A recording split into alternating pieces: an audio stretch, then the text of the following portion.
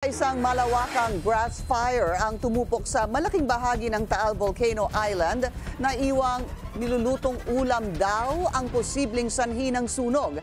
Ang detalye sa exclusive agenda report ni Paolo Barcelon live mula po dyan sa San Nicolas sa Batangas. Paolo, paano naging nilulutong ulam yung naging sanhi ng sunog? Gayong hindi ba mahigpit na ipinagbabawal ang pagpasok sa isla? Alam mo, Pinky, tama ka, no? Sabi nga ng Provincial Government of Batangas ay dapat may window hour lamang na nakakapasok yung mga residente o di kaya mga may-ari ng fish cage, that's from 10 a.m. to 3 p.m. Pero either dayong namamangka o mga mangingisdang namamahinga ang sa ngayon tinitignan ng mga otoridad na posibleng nag-iwan umano ng nagbabagang lutuan. Kaya nangyari yung malawakang grass fire sa Taal Volcano Island. Nagngangalit na apoy ang sumalubong sa mga residente ng San Nicolas, Batangas pasado tanghali kahapon. Kita sa video ang matinding sunog, nakahawig ng eksena sa nangyaring malawakang wildfire sa Los Angeles, California noong Enero. Ayon sa mga residente, nung unay tila parang nagsisigalang ang usok nakita sa baywalk ng San Nicolas hanggang sa rumisponde na ang Bureau of Fire Protection at ang Coast Guard. Maliit lang po yan kahapon, as in parang... Gano'ng kaliit? Parang yung alam mo sir, yung mga parang nag-iihaw lang ganon.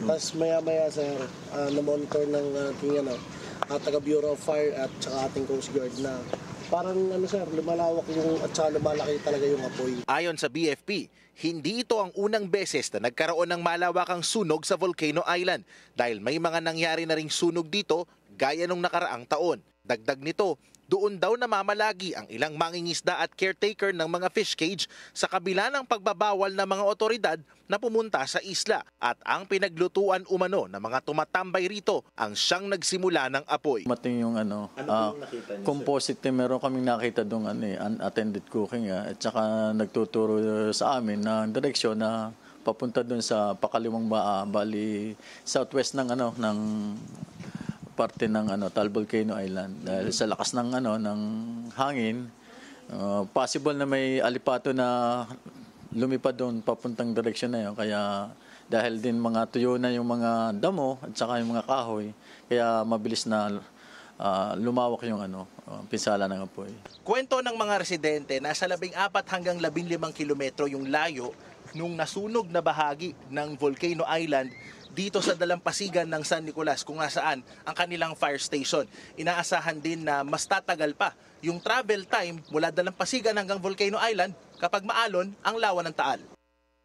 Dahil walang firefighting boat ang BFP sa isla, mano-mano ang naging pag-apula ng apoy na naapula kanina pasadong 9:00 ng umaga. Pagtitiyak naman ng FIVOX, walang nadamay na importanteng monitoring equipment na nakalagay sa nasunog na bahagi ng bulkan. Hindi po nakapasok ang sunog sa ating instrument shelter. Ang medyo naapektuhan lang po sa ating stasyon ay ang ating camera na naka-install po sa poste ng fence at natunaw po ang kanyang housing. Pero yung camera naman po ay intact. Wala namang naitalang casualty dahil sa sunog.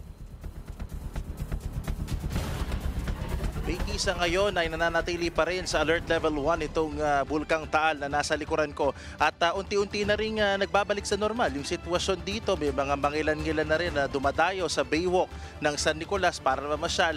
Pero todo alerto pa rin ang mga otoridad at sabi ng Batangas PDRRMO ay kanilang binigyan ng mga go bags at hinanda na rin yung evacuation centers kung sakasakali naman, wag naman sana na muling mag-alboroto ang Bulkang Taal. Pinky? Pero Paolo, meron na bang suspect o persons of interest doon sa nangyaring ang grass fire?